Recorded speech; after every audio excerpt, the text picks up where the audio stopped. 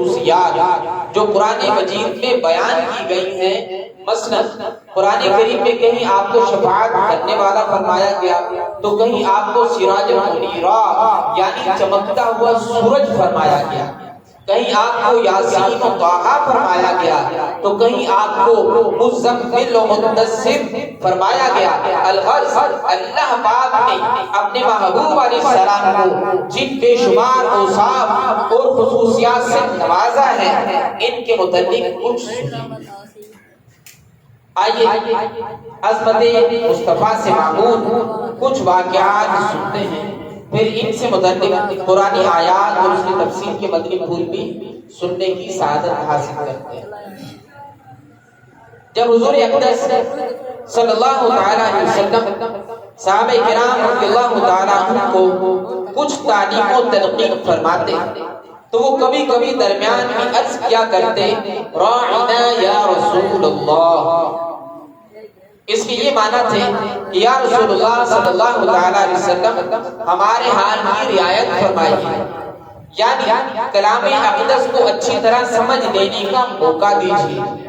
یہودیوں کی لغت میں یہ کلمہ بے ادبی کا معنی رکھتا تھا اور انہوں نے اسی بری نیت سے کہنا شروع کر دیا. حضرت سعد بن معاذ رضی اللہ تعالیٰ عنہ یہودیوں کی اصطلاح سے واقف تھے.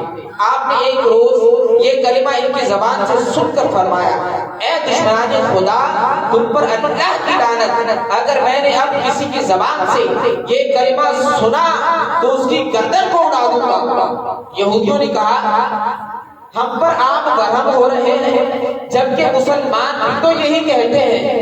اس پر آپ رنجیدہ ہو کر سرور دو عالم صلی اللہ علیہ وسلم کی خدمت اقدس میں حاضر ہوئے ہی تھے کہ یہ آیت نازل ہوئی جس میں راعنا کہنے کی ممانعت فرما دی گئی اور اس معنی کا دوسرا لفظ انظرنا کہنے کا حکم دیا گیا. چنانچہ پارہ سورہ بقرہ آیت نمبر 104 میں ارشاد ہوتا ہے یا ایھا الذین آمنوا لا تقولوا راعنا وقولوا انظرنا واسمعوا وللکافرین عذاب الیم. ترجمہ کنز ایمان, اے ایمان والو راعنا نہ کہو اور یوں عرض کرو کہ ہم کے حضور ہم پر نظر رکھے اور پہلے ہی سے بغور سنو اور کافروں کے لیے دردناک عذاب ہے.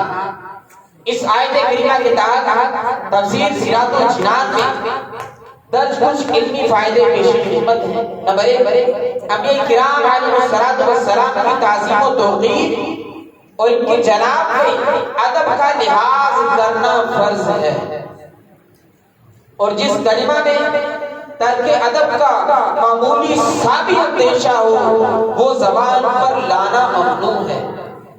نمبر 2, وہ الفاظ جن کے معنی دو ہوں اچھے اور برے اور لفظ بولنے میں اس برے معنی کی طرف بھی ذہن جاتا ہو تو وہ بھی اللہ پاک اور حضور علیہ السلام کے لیے استعمال نہیں کرنے چاہیے.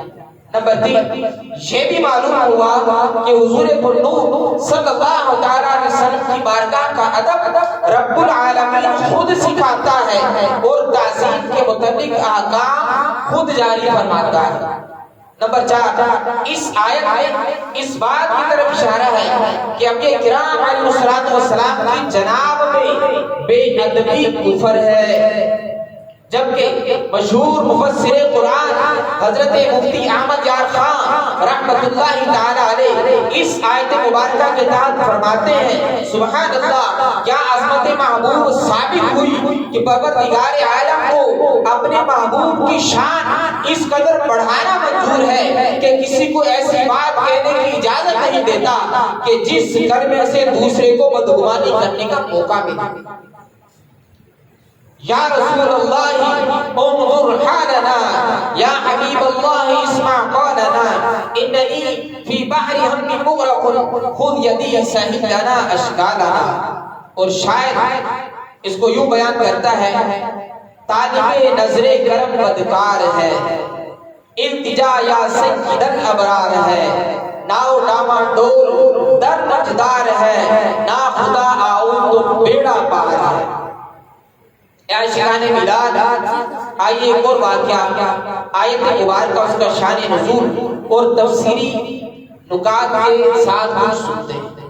چنانچہ ایک بار سید عالم صلی اللہ علیہ وسلم نے فرمایا کہ میری امت کی پیدائش سے پہلے جب میری امت مٹی کی شکل میں تھی اس وقت وہ میرے سامنے اپنی صورتوں میں پیش کی گئی، جیسا کہ حضرت آدم علیہ السلام پر پیش کی گئی، اور مجھے علم دیا گیا کہ کون اس پر ایمان لائے گا اور کون کفر کرے گا۔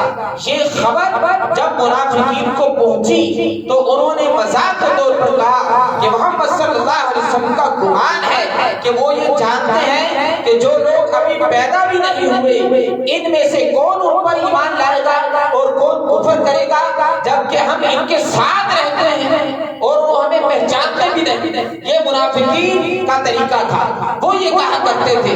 اس پر حضور سید عالم صلی اللہ علیہ وسلم منبر پر کھڑے ہوئے اور اللہ پاک کے حمد و ثنا کے بعد فرمایا ان لوگوں کا کیا حال ہے جو میرے علم میں اعتراض کرتے ہیں، آج سے قیامت تک جو کچھ ہونے والا ہے اس میں سے کوئی چیز ایسی نہیں ہے جس کا تم مجھ سے سوال کرو اور میں تمہیں اس کی خبر نہ دوں۔ حضرت عبداللہ بن حذافہ صحابی رضی اللہ تعالیٰ عنہ نے کھڑے ہو کر کہا یا رسول اللہ صلی اللہ علیہ وسلم میرا باپ کون ہے؟ ارشاد فرمایا حذافہ۔ پھر حضرت عمر فاروق اعظم رضی اللہ تعالیٰ عنہ نے کھڑے ہو کر عرض کی یا رسول اللہ صلی اللہ علیہ وسلم ہم اللہ پاک کی ربوبیت پر راضی ہوئے، اسلام کے دین ہونے پر راضی ہوئے، قرآن کے امام و پیشوا ہونے پر راضی ہوئے، آپ علیہ السلام کے نبی ہونے پر راضی ہوئے، ہم آپ سے معافی چاہتے ہیں، ہمیں معافی عطا فرما دیجئے۔ سرکار مدینہ صلی اللہ علیہ وسلم نے فرمایا کیا تم باز آؤ گے؟ کیا تم باز آؤ گے؟ پھر منبر سے اتر آئے۔ اس پر اللہ پاک نے یہ آیت مبارکہ نازل فرمائی۔ اللہ پاک پارہ 4 سورہ آل عمران آیت نمبر 179 میں ارشاد فرماتا ہے ما كان الله ليظهر المؤمنين على ما انتم عليه حتى يميز الخبيث من الطيب وما كان الله ليطلعكم على الغيب ولكن الله يجتبي من رسله من يشاء فآمنوا بالله ورسله وتؤمنوا وتتقوا فلكم اجر عظيم۔ جس کا ترجمہ امام اہل سنت نے یوں فرمایا ہے اللہ مسلمانوں کو اسی حال پر چھوڑنے کا نہیں جس پر تم ہو جب تک جدا نہ کرتے گندے اور ستھرے سے، اور اللہ کی شان یہ نہیں کہ عام لوگوں تمہیں غیب کا علم دے دے، ہاں اللہ چن لیتا ہے اپنے رسولوں سے جسے چاہے، تو ایمان لاؤ اللہ اور اس کے رسولوں پر، اور اگر ایمان لاؤ اور پرہیزگاری کرو تو تمہارے لیے بڑا ثواب ہے۔ پیارے اسلامی بھائیوں اور بزرگوں، اس آیت مبارکہ کے تحت مفسر قرآن حضرت مفتی احمد یار خان رحمۃ اللہ تعالی علیہ نے جو نکات پیش کیے ہیں آئیے ان میں سے کچھ سنتے ہیں۔ نمبر 1 بات یہ معلوم ہوئی کہ حضور علیہ السلام کے علم غیب پر اعتراض کرنا اور یہ کہنا کہ انہیں فلاں چیز کا علم نہیں تھا منافقین کا طریقہ ہے، منافقین کا طریقہ ہے۔ نمبر 2 مسلمانوں کا فرض ہے کہ سرکار صلی اللہ علیہ وسلم کے سارے اوصاف حمیدہ کو بغیر بحث کے ماننا۔ نمبر 3 رب کریم نے ہمارے آقا و مولا صلی اللہ علیہ وسلم کو قیامت تک کی ہر چیز کا علم عطا فرما دیا، کیونکہ حضور علیہ السلام نے ارشاد فرمایا کہ جو چاہو وہ پوچھو، اور یہ بات وہی کر سکتا ہے جس کو علم ہو۔ نمبر 4 قیامت تک کے ایمان لانے والے، ایمان نہ لانے والے اور منافق سب حضور علیہ السلام کے علم میں ہیں۔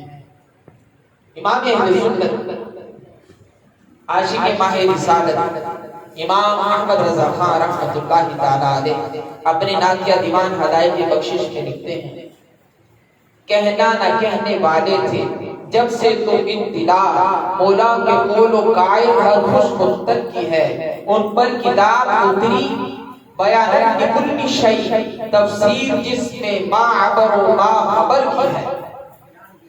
اشعار کا خلاصہ ہے، یعنی ہمارے آقا صلی اللہ علیہ وسلم کی شان یہ ہے کہ بات کرنے والے نے بات نہیں کی تھی، مگر آقا کریم صلی اللہ علیہ وسلم کو اس بات کی پہلے سے ہی خبر تھی اور بات کرنے والے سے بھی واقف تھے۔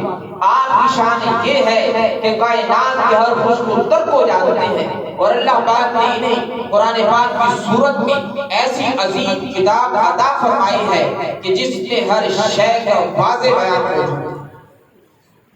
پیارے اسلامی بھائیوں اور بہنوں، اہل مدینہ پہاڑ سے آنے والے پانی سے باغوں کی آبپاشی کیا کرتے تھے۔ وہاں ایک انصاری کا حضرت زبیر رضی اللہ تعالیٰ عنہ سے جھگڑا ہو گیا کہ کون پہلے اپنے کھیت کو پانی دے گا۔ یہ معاملہ حبیب کریم صلی اللہ علیہ وسلم کے حضور پیش کیا گیا۔ سرکار مدینہ صلی اللہ علیہ وسلم نے ارشاد فرمایا، اے زبیر، تم اپنے باغ کو پانی دے کر اپنے پڑوسی کی طرف پانی چھوڑ دو۔ حضرت زبیر رضی اللہ تعالیٰ عنہ کو پہلے پانی کی اجازت اس لیے دی گئی کہ ان کا کھیت پہلے آتا تھا۔ اس کے باوجود سرکار مدینہ صلی اللہ علیہ وسلم نے انصاری کے ساتھ میں احسان فرمایا، لیکن مجبوری فیصلہ انصاری کو ناگوار گزرا اور اس کی زبان سے یہ کلمہ نکلا کہ زبیر آپ کے پھوپھی زاد بھائی ہیں۔ باوجود اس کے کہ فیصلے میں حضرت زبیر رضی اللہ تعالیٰ عنہ کو انصاری کے ساتھ احسان کی ہدایت فرمائی گئی تھی، لیکن انصاری نے اس کی قدر نہ کی تو حضور علیہ السلام نے حضرت زبیر رضی اللہ تعالیٰ عنہ کو حکم دیا کہ اپنے باغ کو سیراب کر کے پانی کو روک دو۔ اس پر یہ آیت کریمہ نازل ہو گئی، فلا وربك لا يؤمنون حتى يحكموك فيما شجر بينهم ثم لا يجدوا في انفسهم حرجا مما قضيت ويسلموا تسليما۔ تو اے محبوب، تمہارے رب کی قسم وہ مسلمان نہ ہوں گے جب تک اپنے آپس کے جھگڑے میں تمہیں حاکم نہ بنائے، پھر جو کچھ تم حکم فرما دو اپنے دلوں میں اس سے رکاوٹ نہ پائے اور جی سے مان لے۔ اس آیت مبارکہ کے تحت تفسیر سراج الجنان میں جو مدنی پھول درج ہیں، آئیے ان میں سے چند سنتے ہیں۔ اس آیت میں اللہ پاک نے اپنے رب ہونے کی نسبت اپنے حبیب علیہ السلام کی طرف فرمائی اور فرمایا، اے حبیب، تیرے رب کی قسم، یہ نبی کریم صلی اللہ علیہ وسلم کی عظیم شان ہے کہ اللہ پاک اپنی پہچان اپنے حبیب علیہ السلام کے ذریعے کرواتا ہے۔ نمبر 2، اللہ پاک نے حضور پرنور صلی اللہ علیہ وسلم کا حکم ماننا فرض قرار دیا اور اس بات کو اپنے رب ہونے کی قسم کے ساتھ ادا کر دیا۔ نمبر 3، اللہ پاک نے حضور اکرم صلی اللہ علیہ وسلم کا حکم ماننے سے انکار کرنے والے کو کافر قرار دے دیا۔ نمبر 4، رسول کریم صلی اللہ علیہ وسلم کا حکم دل و جان سے ماننا ضروری ہے اور اس کے بارے میں دل میں بھی کوئی رکاوٹ نہیں ہونی چاہیے۔ اس لیے آیت کے آخر میں فرمایا، پھر اپنے دلوں میں آپ علیہ السلام کے حکم کے متعلق کوئی رکاوٹ نہ پائیں اور دل و جان سے تسلیم کر دیں۔ نمبر 5، اس سے یہ بھی معلوم ہوا کہ اسلامی احکام کا ماننا فرض ہے اور ان کو نہ ماننا کفر ہے، نیز ان پر اعتراض کرنا، ان کا مذاق اڑانا بھی کفر ہے۔ میں تو مالک ہی کہوں گا کہ وہ مالک کے حبیب یعنی محبوب و محب میں نہیں میرا تھا۔ پیارے اسلامی بھائیوں اور بہنوں، آئیے ایک اور بات یاد آیت کریمہ شان نزول اور تفسیری نکات کے ساتھ سنتے ہیں۔ چنانچہ تفسیر سراج الجنان میں ہے کہ جب حضور اکرم صلی اللہ علیہ وسلم مدینہ منورہ میں تشریف لائے تو انہیں بیت المقدس کی طرف منہ کر کے نماز پڑھنے کا حکم دیا گیا۔ اور نبی کریم صلی اللہ علیہ وسلم نے اللہ پاک کے حکم کی پیروی کرتے ہوئے اسی طرف منہ کر کے نمازیں ادا کرنا شروع کر دیا۔ البتہ حضور سید عالم صلی اللہ علیہ وسلم کی قلب اطہر کی خواہش یہ تھی کہ خانہ کعبہ کو مسلمانوں کو قبلہ بنا دیا جائے۔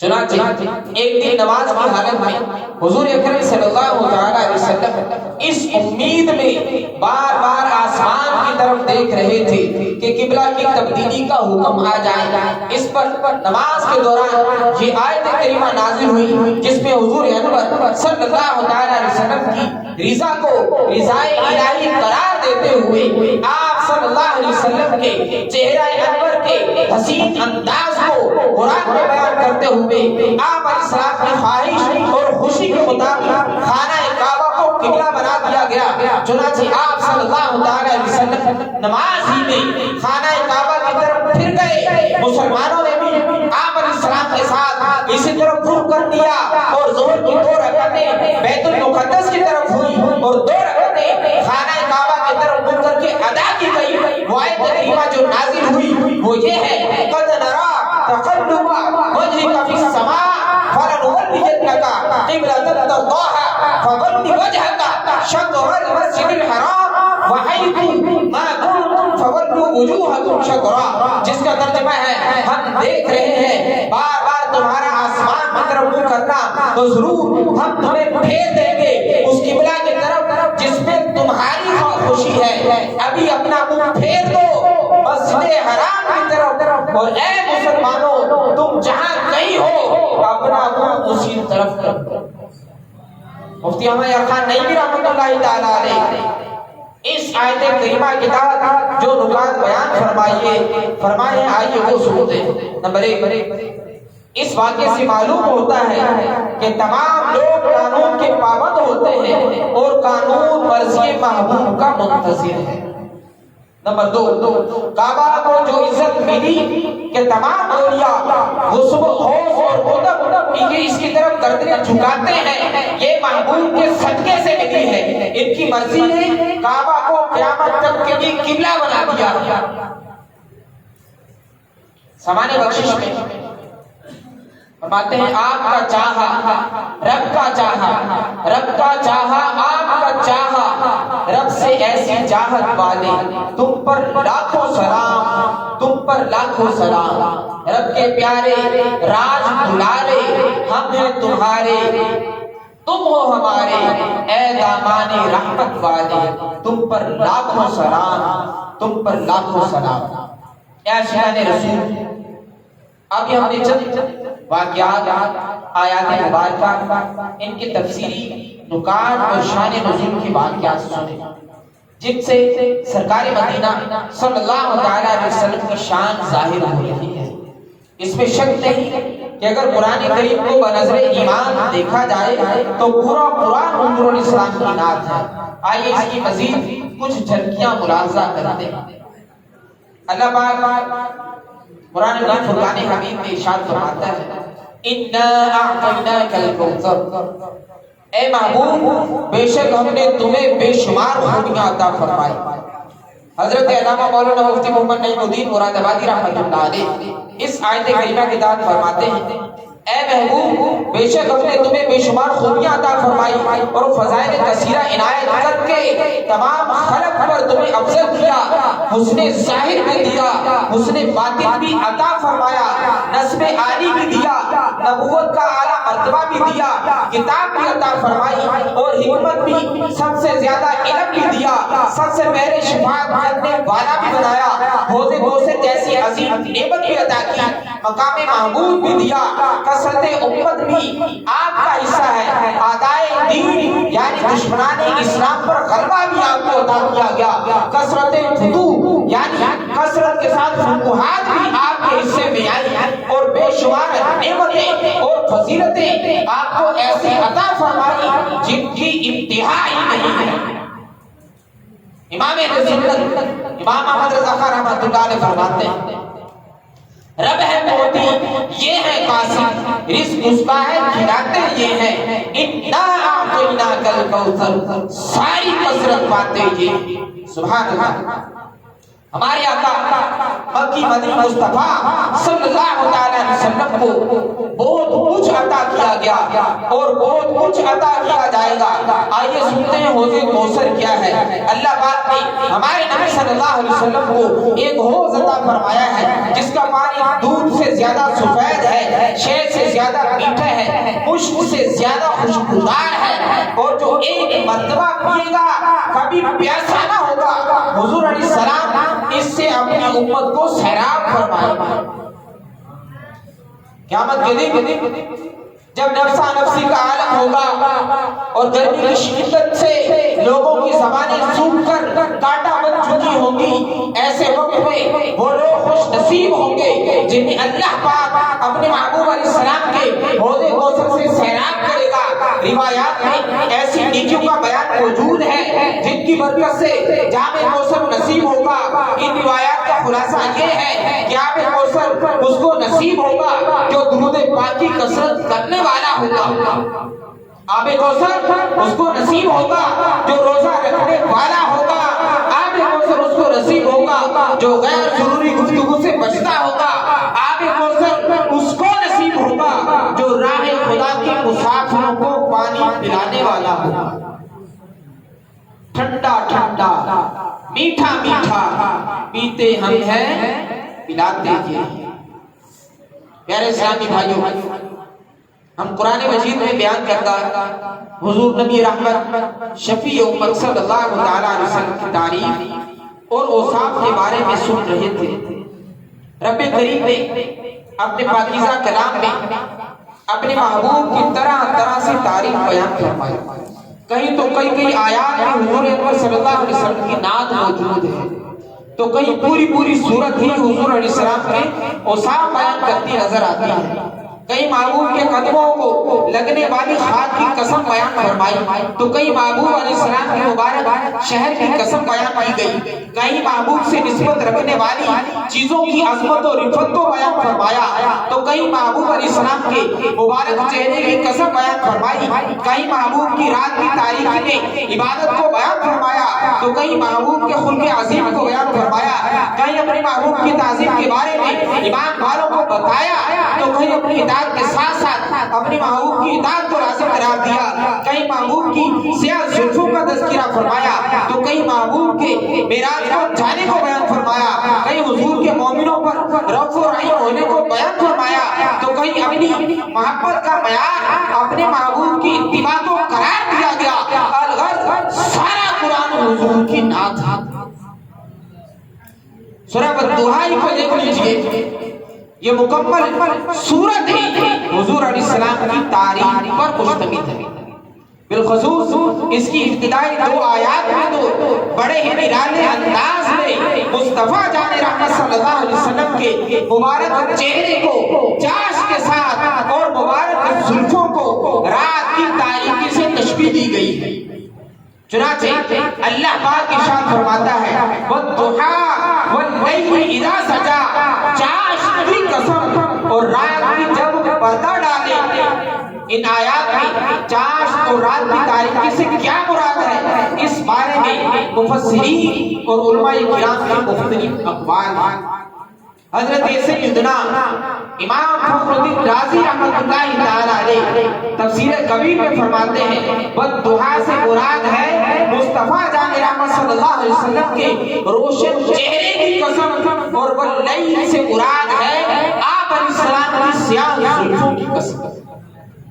پیارے اسلامی بھائیوں، اور اللہ پاک نے کیسے پیارے انداز میں اپنے پیارے محبوب علیہ السلام کے روشن چہرے اور خوبصورت زلفوں کی قسم بیان فرمائی.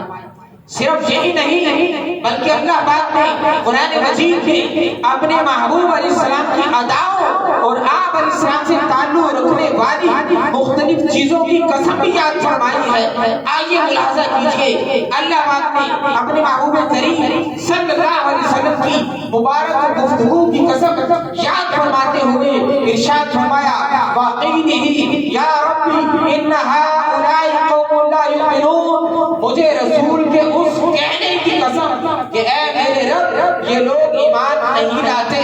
اللہ پاک نے اپنے محبوب علیہ السلام کی مبارک عمر کی قسم یاد فرماتے ہوئے ارشاد فرمایا لعمرک انہم لفی سکرتہم یعمہون. اے محبوب تمہاری جان کی قسم بے شک وہ اپنے نشے میں بھٹک رہے ہیں. اللہ پاک نے اپنے محبوب علیہ السلام کے مقدس شہر کی قسم یاد فرمائی اور ارشاد فرمایا لا اقسم بہذا البلد. مجھے اس شہر کی قسم اللہ پاک نے نبی رحمت صلی اللہ علیہ وسلم کے زمانے مبارکہ کی قسم یاد فرماتے ہوئے ارشاد فرمایا والعصر. اس زمانہ محبوب کی قسم سرکار اعلیٰ حضرت مولانا امام احمد رضا خان رحمۃ اللہ علیہ اسی طرف اشارہ کرتے ہوئے فرماتے ہیں اے کلام الہی میں شمس ضحیٰ تیرے چہرہ نور فضا کی قسم قسم شب تار میں راز یہ تھا کہ حبیب کی زلفیں بتا دی قسم. اے